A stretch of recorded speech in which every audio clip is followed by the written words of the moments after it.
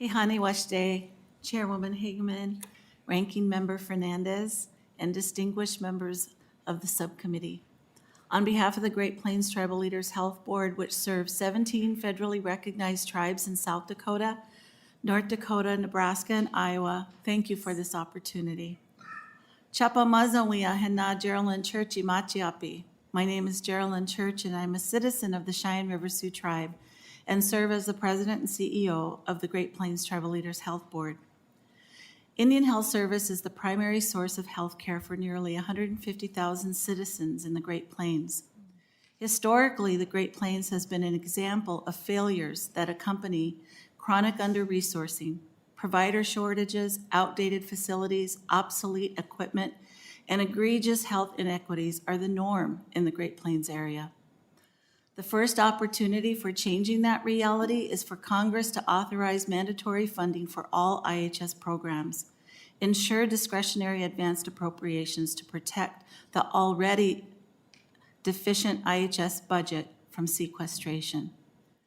Second, Indian Health Service must increase its workforce to actively ensure that competent physician-led health care is provided and as called for in the 2021 Eighth Circuit opinion, Rosebud Sioux Tribe versus the United States. Tribes who exercise their sovereignty through Public Law 93-638 and run their own programs outperform direct service units on every level. So IHS needs to ensure its administrative capacity to adequately support them. For example, since the Great Plains Tribal Leaders Health Board assumed management of the Rapid City Service Unit 4 years ago, the Oyate Health Center has seen a 400% increase in third-party billing.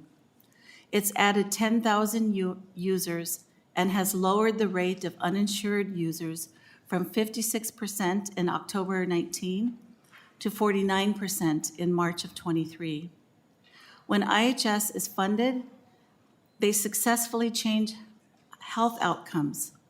For 25 years, the Special Diabetes Program for Indians has effectively reduced end-stage renal disease and diabetic eye disease. Victor is a tribal elder who uses the SDPI program in Rapid City. He consistently works with his dietitian and lifestyle coach to meet all his diabetes standards of care. He reduced his weight by 20 pounds and his A1C dropped from 7.8 to 6.3. We've seen successes, yet diabetes is still more than twice the rate of non-Hispanic white population. For Victor and thousands of other diabetics, we implore you to reauthorize SDPI. A fourth and immediate opportunity to improve healthcare is for IHS and CDC to respect that tribes and tribal epidemiology centers are statutorily mandated as public health authorities and to share public health data for the purposes of addressing public health threats. From the start of the pandemic, the Great Plains Tribal Epicenter requested data on COVID-19 infections in tribal communities.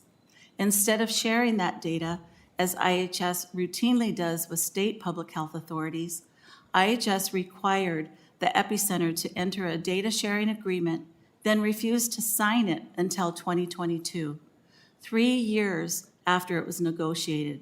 The tribes never did receive the data that was needed when it was needed most. A current example, Native babies in the Great Plains are dying of congenital syphilis, a preventable disease at epidemic levels. Tribes and techs can help stop the spread of syphilis and protect Native families, but we need public health data. Fifth, we urge the committee to work with CMS to ensure the process of unwinding Medicaid does not result in the loss of basic services for many thousands of our tribal citizens. As continuous enrollment ends, CMS should urge state Medicaid programs to work collaboratively with tribes who want to assist with outreach and recertification of those individuals before they lose benefits. Finally, we urge IHS to support integrating culturally traditional healing practices into clinical services. A recent tribal survey indicated that American Indian patients who see both a physician and traditional healer 61% trust the advice of their traditional healer over their physician, and they may limit disclosure of their medical history due to medical distrust and poor coordination of care.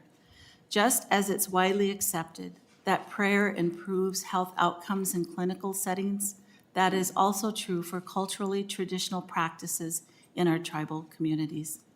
Pilamae for allowing me to share these recommendations on improving healthcare delivery in tribal communities. I thank the witness for their testimony. The chair now recognizes Ms. Laura Platero for 5 minutes.